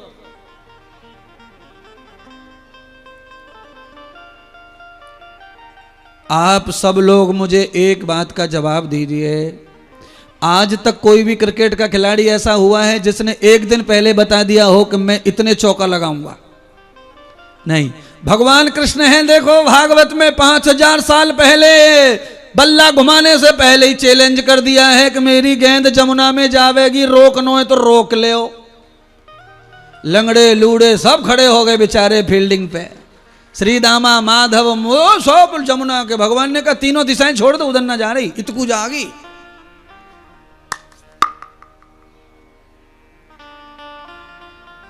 आज से 10 साल 8 साल हो गए होंगे, एक खिलाड़ी की गेंद हेलोजन पार कर गई तो महाराज 15 दिन तक टीवी पे चला वो हेलोजन हेलोजन। भगवान कृष्ण ने जो बल्ला घुमाया, गेंद सीधी अंतरिक्ष में चली गई, बादलों में। सबरे मां फाड़ गए, दिखी ना रही कहां गई। बादलों से कहा जाओ ले जाओ, ने कहा आगे सरका दो या गेंदे। बादलों में गेंद चली गई, बादल तो बहते रहते हैं, साथ में गेंद को बीच यमुना में ले जाके छोड़ दिया। श्री दामा गेंद मांग रहे हैं तो भगवान ने कहा भाई मित्र है श्री दामा, और मित्र की एक आना पैसा भी मित्र का नहीं खाना चाहिए। मित्र को चिंता ना करो मित्र, मैं तुम्हारी गेंद ला के दूंगा। बलराम भैया ने कहा पागल हो गया कि लंगड़ा, ओए तेरी गेंद के चक्कर में भैया के, मेरे छोटे भैया के प्राण खतरे में डाल दूं? ऐसी 100 गेंद देंगे तुझको, चुप। बलराम के आगे तो कोई चलती नहीं थी किसी की, आंसू निकले आए श्री दामा के, अंदर ही अंदर सुसके और यही बोले मेरी गेंद चाहिए मोकू, मेरी गेंद चाहिए। भगवान कृष्ण ये लीला इसलिए कर रहे हैं, ये बताना चाहते हैं कि मित्र मित्र कैसा होना चाहिए। मित्र से कपट, गुरु संग चोरी, बस इतना समझ लो।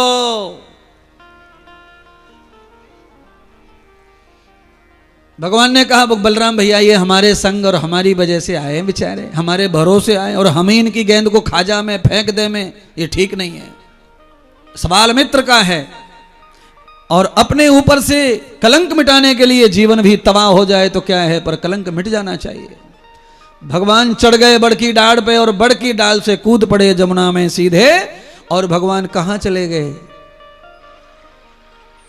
पाताल लोक में दो पवित्र माताएं भगवान का व्रत कर रही थी। एक ही पति की दोनों पत्नी हैं। कालिया नाम का जो राक्षस है उसी की पत्नी भगवान का ध्यान भजन करने वाली थी। भगवान सीधे पहले भक्तानियों के पास जाकर हाथ रख दिया, आशीर्वाद दे दिया, सदा सुहागन रहो।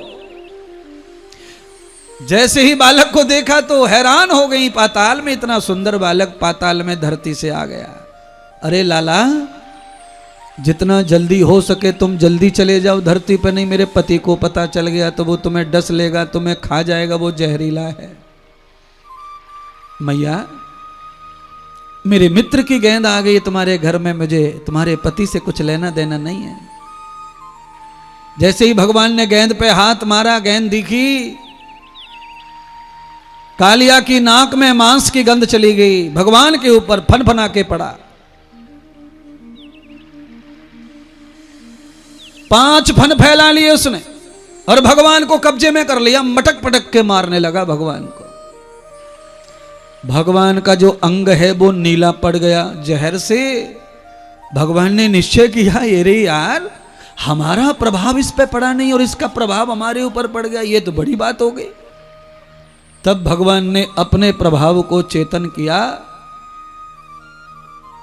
चतुर्भुज रूप बनाकर परमात्मा ने नाग को नाथ दिया, उसकी नाक पकड़ ली और जैसे नाक पकड़ी तो दोनों पत्नियां दौड़ पड़ी और भगवान के चरणों में गिर पड़ी, प्रभु प्रभु प्रभु। नास्तिक आदमी को जल्दी से भगवान साधु पहचान में आते नहीं है, और जो थोड़ा आस्तिक होता है, थोड़ा धर्मात्मा होता है, थोड़ा पूजा पाठ मंदिर फंदिर मानने वाला होता है, उसको साधु के भेष में भी साधु नजर आ जाता है। देवियों ने पहचान लिया भगवान को और उसकी नाक मरोड़ी जा रही है, वो पहचान भी नहीं पा रहा है कौन है। हे परमात्मा, आप नारायण हैं या तो शिव हैं, क्योंकि मेरे पति को नाक पकड़ने वाला शिव और नारायण के अलावा कोई दूसरा नहीं है। आप कौन है परमात्मा? कृपा करो देव, दर्शन दो। प्रभु ने चतुर्भुज रूप दिया, भगतानी को दर्शन दिया और कहा चिंता ना करो, मैं तो बालक जब था ना, तुम मुझे पहचान नहीं रही थी, तभी मैंने सदा सुहाग का आशीर्वाद दे दिया, मारूंगा नहीं इसको, पर मैं आया ही धरती पर इसीलिए हूं, धर्म संस्थापना अर्थाय संभवामि युगे युगे। मेरे आने का रीजन, कारण ही यही है कि मैं इसकी बुद्धि का विष निकाल कर बुद्धि में अमृत भर दूंगा। तेरे पूजा पाठ के कारण तेरे पति का आज कल्याण हो रहा है। महिलाओं के पूजा पाठ व्रत उपवास अगर सच्चे हों तो पति बड़े बड़े काल से भी बच के घर आ सकता है, पर महिलाओं का पूजा पाठ बिल्कुल अच्छा ही होना चाहिए। हमारी माताएं कथा सुन सुन के पूजा पाठ खूब करती हैं, बेटे के नाम का करती हैं, पति के नाम का करती हैं, पर ये बेटे और पति में कौन सी गोली खाई है? ये कभी मम्मी के नाम का, पत्नी के नाम का पूजा नहीं करते, निकम्मे है। अरे तुमको क्या हो गया है, मैं तुमसे पूछ रहा हूं। अभी अभी अहोई अष्टमी गई है बेटों के लिए, सारी माताओं ने व्रत किए हैं, बेटे धन्य हो जाएं, बेटे महान हो जाएं, बेटे कभी ना मरे, बेटे लुच्चा ना हो में, लफंगा ना हो में। मम्मी बेचारी व्रत कर रही है बेटे को बचाने, औलाद को बचाने, और बेटा देसी पी के आ रहा है बिना पानी की। मम्मी ने रोटी सब्जी तक छोड़ दी बेटे के कल्याण के लिए। करवा चौथ में सवेरे से भूखी मर रही है, नहा रही है, धो रही है, पाउडर पोत रही है, नई साड़ी पहन के घर में मटक रही है, पैर रच लिए, हाथ रच लिए, पूरी लाल पीली हुई रखी है। मेरे पति को चेहरा देखूंगी रात को छलनी में से, और वो बिस्किट ठोक के आया चौकट पे, मुंह फोड़ लियो वाने, वो चेहरा को इंतजार कर रही है। बोलो, आ रहे होंगे पप्पा, गुड्डू के पप्पा छलनी लेके। आया तो सही, पर मुंह फोड़ लियो चौकट पे। 9:30 बज गए, चंद्रमा ने तो दर्शन दियो ना, बादल है रे, और जिसके दर्शन करके पानी पीती आज बहू को मुंह फूट गो। बोलो, अब ऐसे पति के लिए करवा चौथ का काम किए, फिर ऐसे के लिए तो करवा चौथ नहीं पत्थर चौथ करो। अच्छा, पत्थर चौथ कौन जाने? पत्थर चौथ नहीं जानते? भाद्रपद में गणेश चौथ आती है ना, भादों में गणेश चतुर्थी, उसको पत्थर चौथ कहते हैं ब्रज में। पत्थर चौथ का मतलब है रात को पत्थर फेंके एक दूसरे पे। तो ऐसो पति पत्थर चौथ मारो, ये करवा चौथ मारो ना। यहाँ पे तो गुलैया ईंट ने उठा के गपाक मारो या के खोपड़ा पे।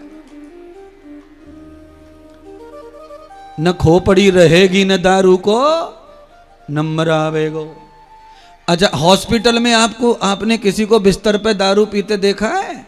दारूड़े को भी दारू ना पीता वहां पे,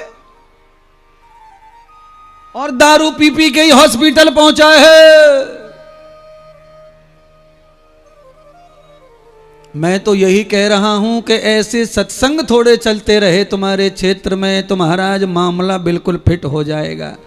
माता बहनों, इनको छोड़ो, तुम ही थोड़ो कर लिया करो। 500 चुराती हो, 500 और चुरा लो पति के पेंट में से।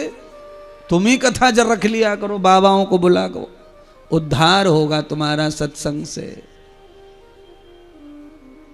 गुरुजी, बात तो आप सही कह रहे हैं। चोरी तो हम करती हैं, पर वो भी इसी के लिए करती हैं कि इसका अच्छा हो जाए, उसका अच्छा हो जाए। अपने घरों में एक गुल्लक बना लो, बस उसमें ही थोड़े थोड़े बचे कुचे धनिया पुदीना सब्जी खरीदने जाओ, जो कुछ चिल्लर बचे वो गुल्लक में डालो, साल भर हो जाए वो निकाल करके बाहर रख दो। ये कथा होती रहेंगी जिंदगी भर, कभी बंद नहीं होंगी फिर, और किसी के लाखों नहीं लगेंगे फिर। जैसे लाखों लोग मिलकर एक एक वोट डालकर किसी को चुनकर विधायक मंत्री बनाते हैं, ऐसे ही एक एक रुपया जमा करके ऐसे पांडल और महात्मा बार बार आ सकते हैं और समाज को बचा सकते हैं, बच्चों को शिक्षा दे सकते हैं, सिखा सकते हैं, पढ़ा सकते हैं महाराज। अब ये बताओ कि कथा अगली साल होनी है कि ना होनी? ना होनी तो टाटा कर दो, और होनी है तो हाथ खड़े कर दो। जय श्री। हाँ, बिल्कुल सही कह रहे हो, बहुत सही, बहुत सही। कथा में 1 रुपया भी नहीं देंगे तो भी तुम्हारा नाम अब सही अक्षरों में लिखा जाएगा। आग लगाने वालों से ज्यादा अच्छे वो लोग हैं जो आग बुझाने में शामिल रहते हैं। चाहे एक बूंद पानी ना डालें, पर कम से कम हल्ला मचाते रहें, लाओ भाई लाओ, लाओ भाई लाओ, लाओ भाई लाओ। है? अच्छा बोलो, भंडारे ब्याह शादी में जो दावत चलती है ना, उसमें कुछ गांव के सरपंच प्रधान क्या करते हैं? कुर्ता पहन के, पजामी डाल के, सतर करके, जेब में पेन लगा के, गुड्डू खीर ला, खीर खीर, अरे दही दही लाओ, आलू का रसा आंदे, लड्डू आंदे, लड्डू। पूरे गांव वालों को ये दिखा देंगे कि भाई सरपंच बहुत बढ़िया, कितनी फिक्र है, देखो काम छोड़ के पांत में आयो है, फलाने में आयो है, वोट जाइए देंगे हम तो। ये सही बुद्धि है, सही आइडिया है, चाहे नकली हो अंदर से, पर काम तो असली कर रहा है ना। इसीलिए नेता को चाहिए कि वो हर सामाजिक काम में हाथ बटावे जावे। लेना न देना मगन रहना, 1 रुपए की चंदा मत फाड़ो पर हाजिरी तो लगाओ। काम बनेगा, काम बनेगा, क्योंकि जनता जो देखती है उसी को सुनती और मानती है।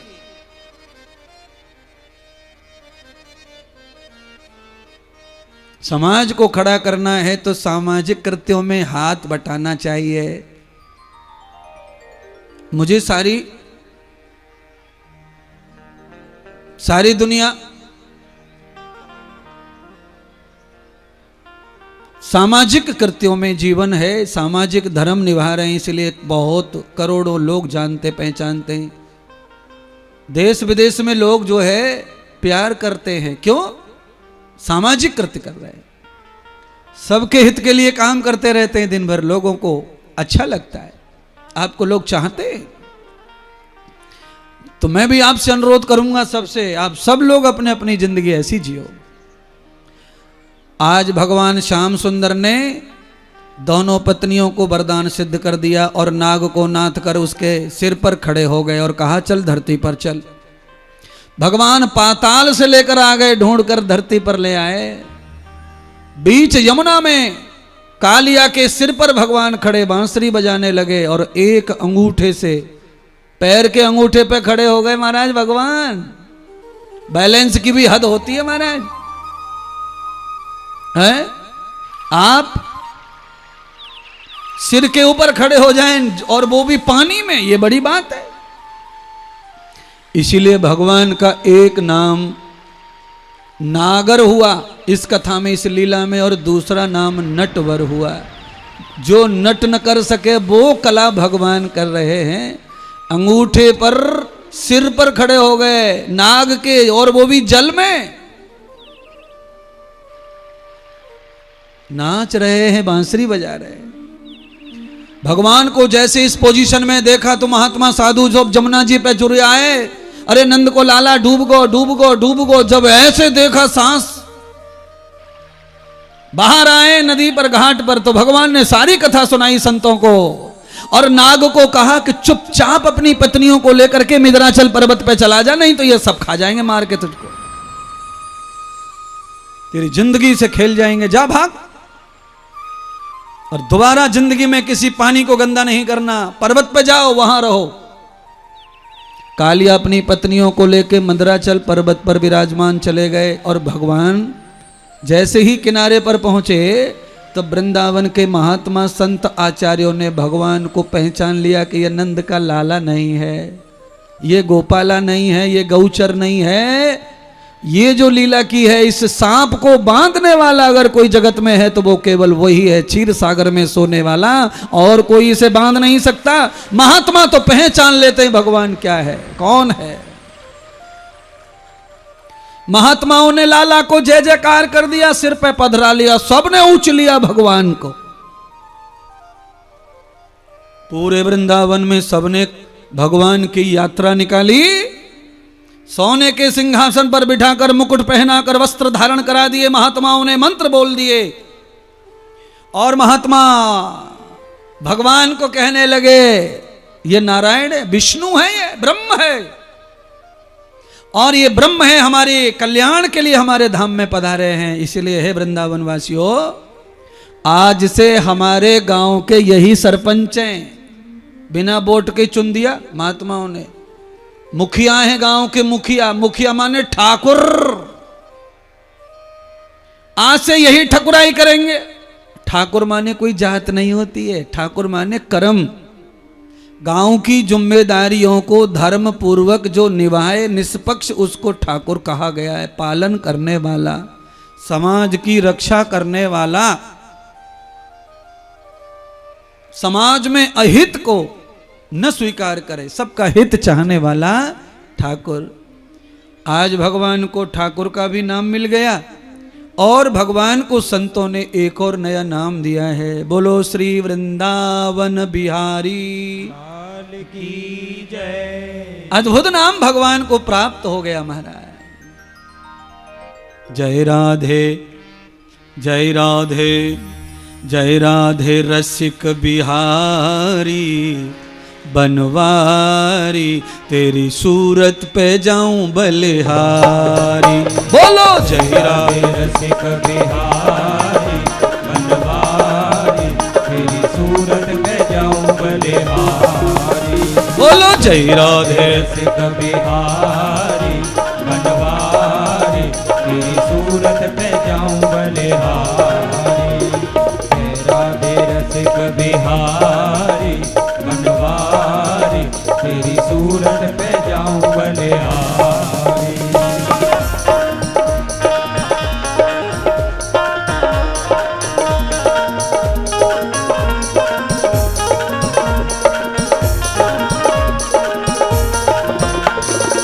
हरि बोल।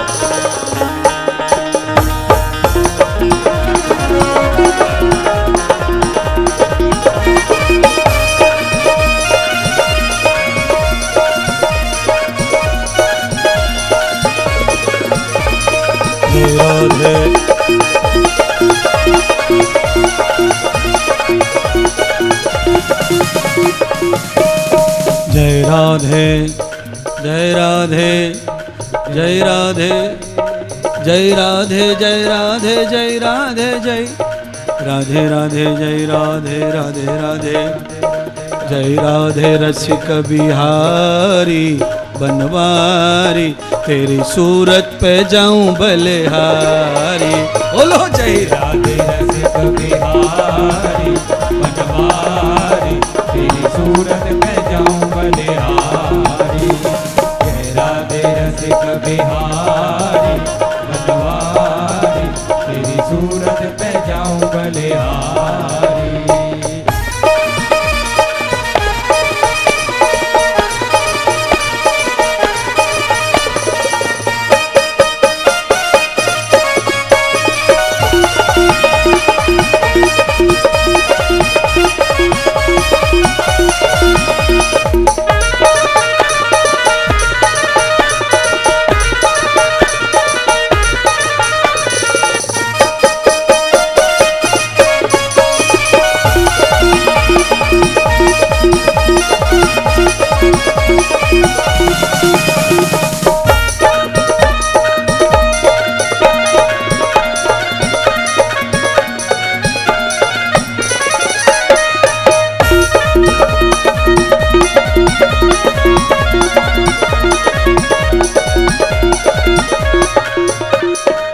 ऐसे बालक के बारे में, जब ऐसे महान बालक को कोई देखता है तो उसकी माँ को याद करते हैं कि माँ कितनी भाग्यवान होगी।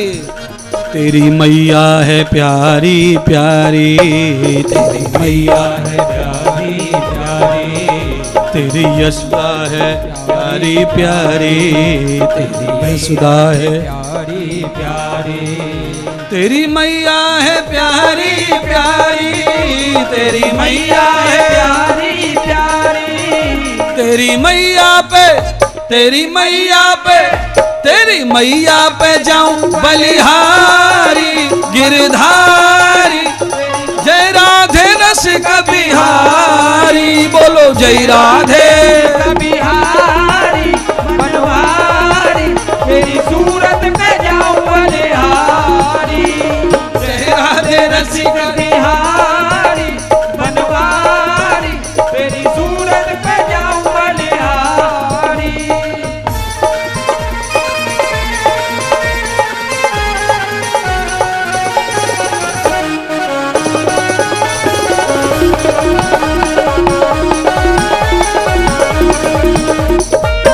ओ लाला, 1.5-2 मिनट बचे हैं बस, उसमें काहे को कमी छोड़ रहे हो? अपनी अपनी लूट लो, कल आखिरी दिन है। पूरी भागवत का फल लेने के लिए आ जाना सब काम छोड़ के।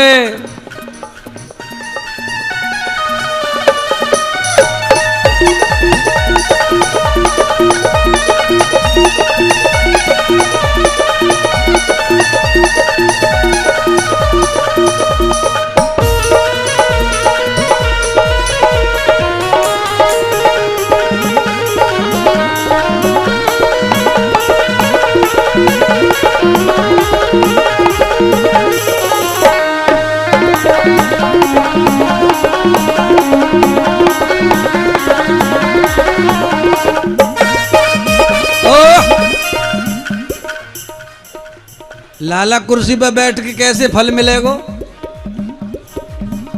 हैं? अगर 1 मिनट और बजा दियो ना ये धुन छोरा ने तो सबरे सांप निकले आएंगे यहाँ पे, और तुम निकल के ना आ रहे पेंट में से बाहर। ओ ग्वालियर वालो, तन डोले मेरा मन डोले, मेरे दिल में हुआ करार रे, जब बजी श्याम की बांसुरिया।